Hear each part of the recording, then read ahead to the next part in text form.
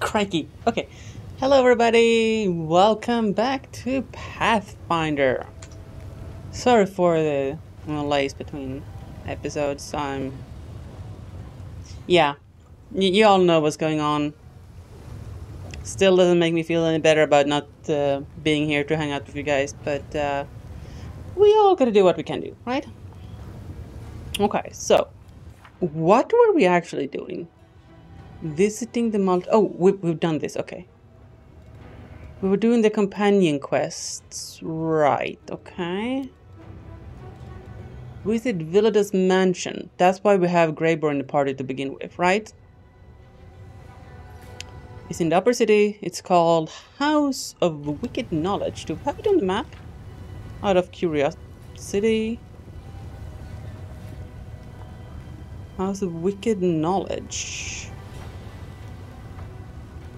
Sounds like my bedroom. Heyo. He's over here.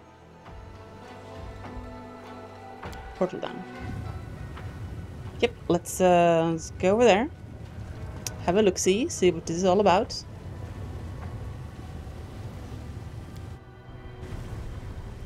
It is so hard to navigate here. House of the Wicked Knowledge. Shake a leg. Yep, legs are being shaken.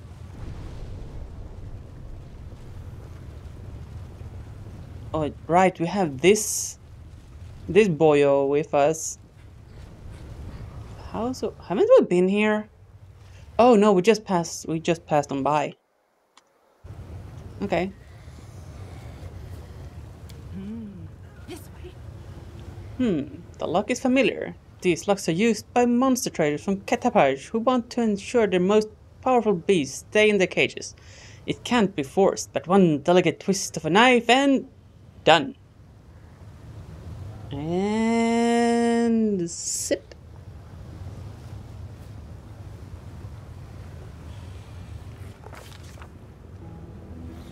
Oh, okay. A hunt is clash between the hunter's cunning.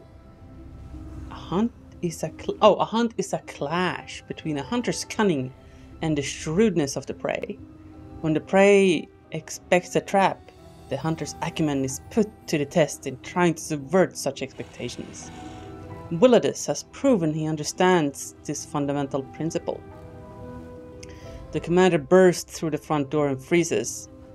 For all the tales about the mansion supposedly becoming a citadel, no one is there to assault the unwanted guests. There are no flying arrows, no chilling battle cries, and the expensive furniture hasn't been turned into makeshift barricades. The commander and her companions carefully examine the luxurious antechamber. There are two doors leading deeper into the mansion. One bears a symbol of a mirror, and the other a symbol of a knife. There's a bloody pigeon feather in front of the door, and a note that contains two words. Welcome, assassin. Hey Kermi, welcome in. How are you doing? Hope you're having a lovely little evening. We succeeded at a lore check. Interesting. Was it a difficult check? No. The commander recalls that the bloody feather is a symbol of Shax, the blood marquis. This demon lord is infamous for luring his victims into labyrinths full of deadly traps. The door slams shut behind her. The commander... Oh.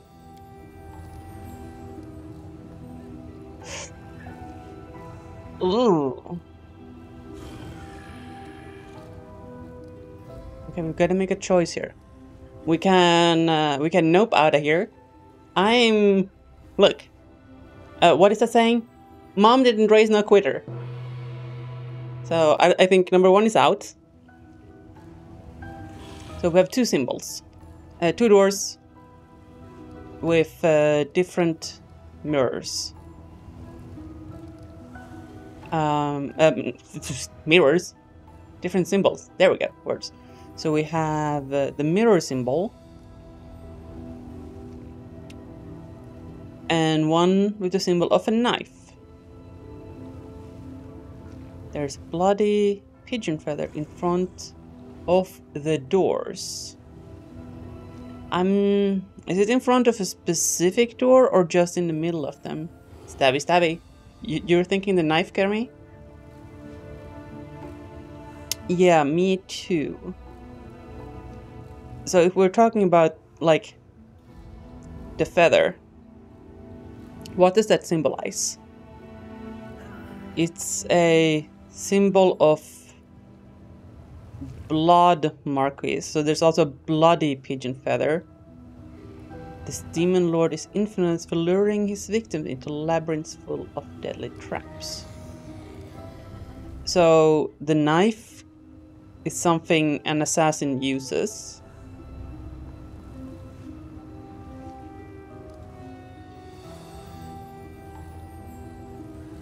And this says, welcome, assassin. But what if it's a fake out? What if it's like, aha, got him. I think we're gonna go with the assassin, with the knife. The Chris. I think that's a Chris.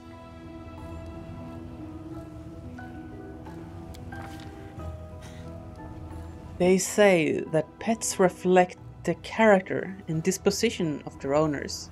If this is true, then the lord of the mansion has a truly cruel and perverse disposition. The commander enters a spacious cellar filled with scattered bones and cages. All of them are wide open, and the creatures they once contained are freely roaming the room. They've all come from different planes. Some are monsters, some are mere animals, some are intelligent species, yet all of them shamble around aimlessly. They pant loudly, and drool drips from the slack jaws and open mouths. Their horrible mutilated and scarred heads provide evidence as to the reason for this behavior. A merciless surgeon has opened their skulls and taken out most of their brains, leaving only the bits that govern the most base instincts, such as hunger.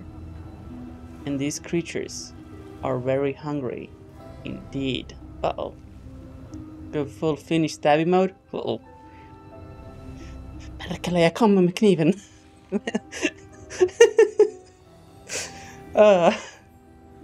Okay, so we have some options here. Stealth, we can intimidate.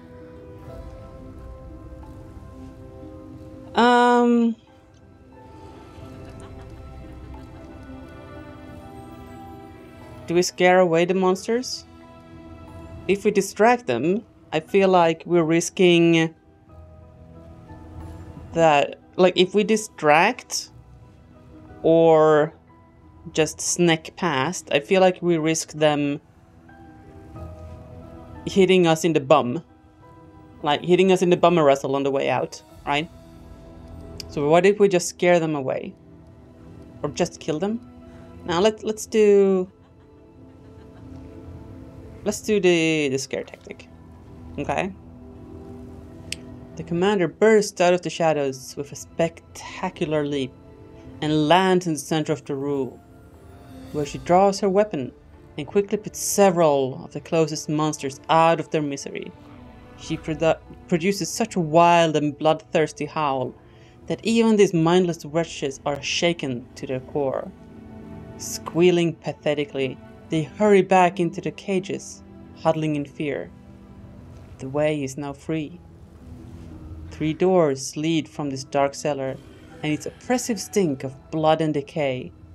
The commander decisively reaches out for the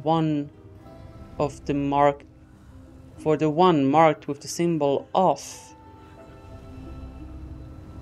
There's a mirror again.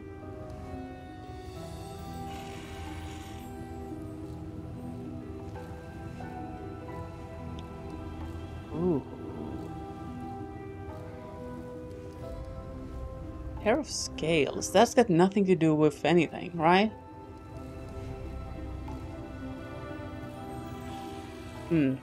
Thinking.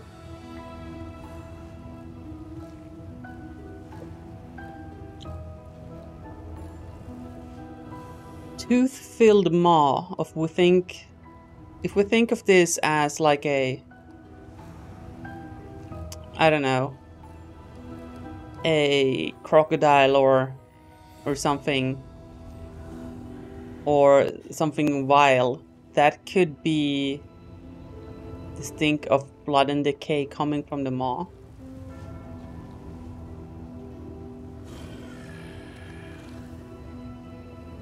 Wait. 3 doors, okay.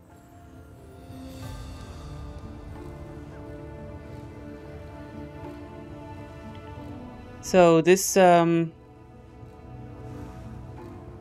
doors down. Ayo! The god that's the labyrinth person somehow is signaling? I don't know. Was like, I think this is their MO, number 2. Let's double down on this path. Oh, I don't like this. Everyone makes mistakes. The difference between an amateur and an expert is simply that the expert knows how to hide those mistakes in some deep, dark hole. Giggity. It seems the commander has found the place where the lord of this mansion hides his mistakes. Okay. The walls of this room are splattered with blood up to the ceiling, and the floor is shaped like a funnel. There's a stand for steel poles with bloody hooks at their ends. Gravediggers use such tools to drag dead plague victims onto their corpse carts. With a sudden click, the stone floor turns to ice, causing the commander to slip and slide down towards the giant gap in the center of the room. What is now possible to discern? A maw. Okay, well, I mean, that makes sense. It's a giant round mouth with hundreds of long, sharp teeth, a massive throat, and a staggeringly foul odor of hundreds and hundreds of decaying corpses. This maw is a gigantic corpse eater, which gorges itself on the results of failed and unsuccessful experiments. Monka? Monka?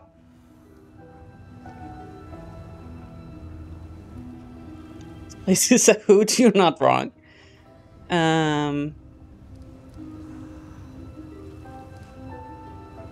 We restrain the monster by wedging a steel pole between its jaws, like it's a Disney cartoon. The commander grabs the metal pole with a hook that must have been used to drag corpses, and rushes forward to wedge it between the monster's jaw, keeping its mouth open. Okay, chat. Quick diversion here. I want you to imagine that while we are reading this epic turn of events that sound like they're all being performed by a giant, strong warrior, that instead they're being done by a tiny halfling with no shoes on her feet. Yep. Now keep that keep that image going. The monster wheezes, trying with all its might to shut its jaws, but its thrashing only makes the steel sink deeper into its slimy flesh. Eventually the monster will snap the pole in half, but at least this daring feat allows the commander some precious time to escape the room. Slowly but surely, digging her heels into the slippery surface of the ice, the commander manages to escape the monster's maw and climb up a safe distance towards the wall. The pole creaks and bends into horrible jaws, and the commander quickly retreats from the room. 3 doors with different symbols lead from the monster's lair. Upon reflection, the commander decides to open the one bearing the symbol of... Oh my gosh.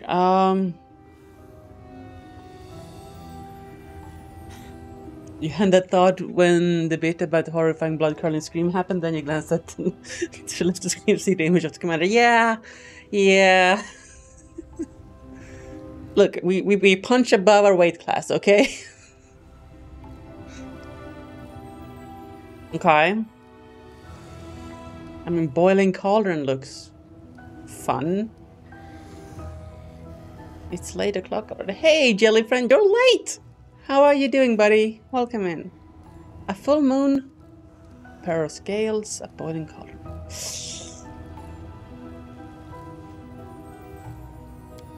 Okay, let's go. Uh-oh. Uh-oh. Uh-oh. Monka! Monka! How do we only have 6 in... Oh! Well, maybe we're missing somebody. Full moon is either werewolves or buttocks.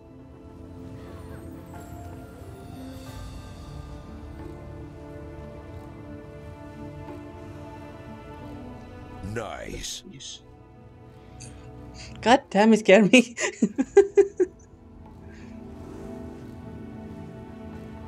The commander enters a magnificent bedroom and ends up knee-deep in a seemingly bottomless pit of soft blankets.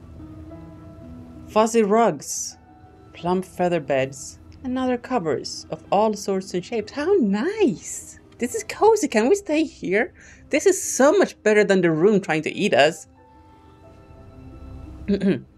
They allure and promise the sweetest dreams. If only the commander would lie down and close her eyes. It's a dangerous temptation. Anyone who allows these fluffy killers to put them to sleep won't wake up again. They will crawl over their victim, piling up around them, and then suffocate and smother them to death. Carving through the feather bed with her blade, the commander sees glistening flesh, and a thick ichor oozes out from the rend in the fabric. Yet, no book has ever mentioned such strange, bizarre creatures. Uh-oh. Monka!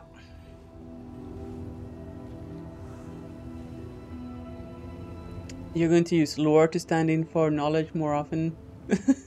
Sorry, I can't help. My Poroscus cluster lore is not good. That is a pretty good excuse. I'm gonna have to start using that. Flesh? What the heck? Flesh, bed, flesh. Okay, okay, calm down, chat. Calm down. Calm down. Jeez.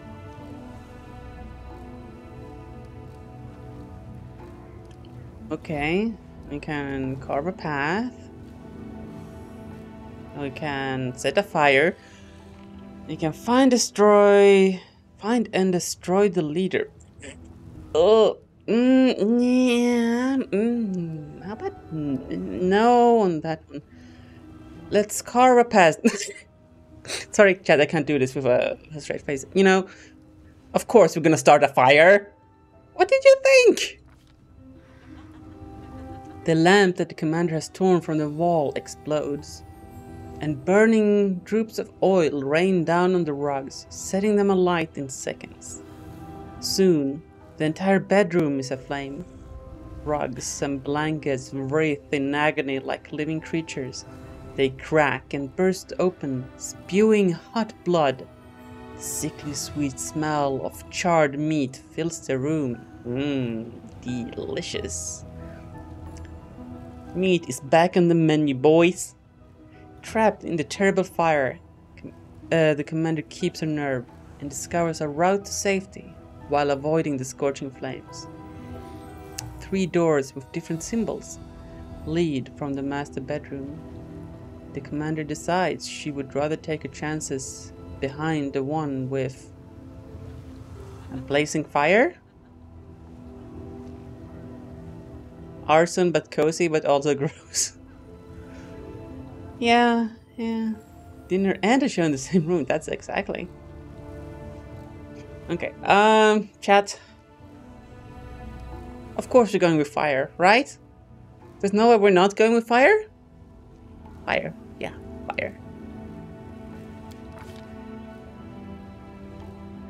The commander finds herself in a long stone passage. No traps are triggered by her careful steps. Yet at the end of the passage, her vision grows blurry. The illusion of safety falls apart like a house of cards, revealing an endless fiery field, ashen mountains, rivers of lava, and magmatic volcanoes. Hot wind scorches her face. It is not difficult to conclude that this deathly place is the elemental plane of fire. Heck yeah, boys, we home! Let's go! I don't know why I did that. It felt right. Ash and volcanic rock tremble beneath the commander's feet, but walking on it seems safe enough for now. The only escape route is a distant three-way arch of rough-hewn stone containing 3 familiar doors. However, in order to reach it, the commander must find a way past the river of fire, in which tiny islets of porous stones are just barely visible. The river spews out tongues of roaring flame that lands on the banks and crystallize into dark glass. As a result, both banks of the river have become steep, jagged cliffs of obsidian. The commander has nothing left to do but hot liquid magma doctoring, okay? Magmatic is not a real world, literally unplayable. Yeah, actually fire in a hole, that is correct, Elephant, you are not wrong. Okay, so the option that I want to use here is not available. The option I want to do, and I believe the DM would allow this, is cast elemental body fire and just walk through the ish. Done. Hiya. You can jump from inlet to inlet, guaranteed to work. Of course, using the rocks, no. Okay, we're just gonna jump from islet to islet with Delamere here. The commander spots several tiny islets in the river of lava and deftly jumps from one to another, avoiding the scorching caress of the boiling magma. She manages to reach the other side of the fiery river and climbs up the steep slope. After reaching the stone portals, the commander has to decide which of the 3 doorways to enter. Eventually, she settles on the one with the symbol of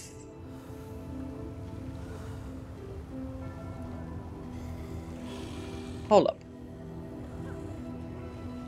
Weren't we already in the full moon room?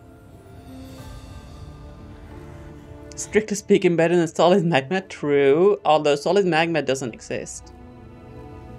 You're in dangerous physics town when you have to deal with solid magma. Yes. You don't think magma boils? I mean, magma does boil eventually. It's just a matter of temperature, right? At which point you create a gaseous obsidian, I think. Isn't magma just boiling rocks? No.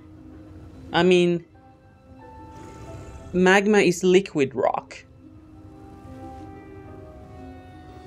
Now, if the magma boils, then it has to produce a gas because it's past the what is it called? The gas transition temperature, whatever. But yeah, enough physics. Sipping time.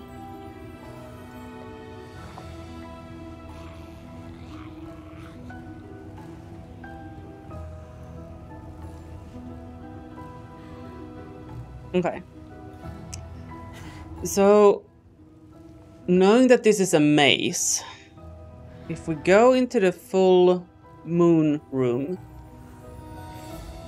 that means we're turning back on ourselves, I think. So we shouldn't go there. A rod. A boiling cauldron. Maybe a rod. This is new. The door doesn't budge. The commander forces it open with her weight. Did the game just call me fat? What the heck? Rude. Literally unplayable. Uninstall. I'm gonna go and write an angry Reddit. So rude. Game called me fat. This is the worst. Like literally unplayable. Just no. Stop. 1 star.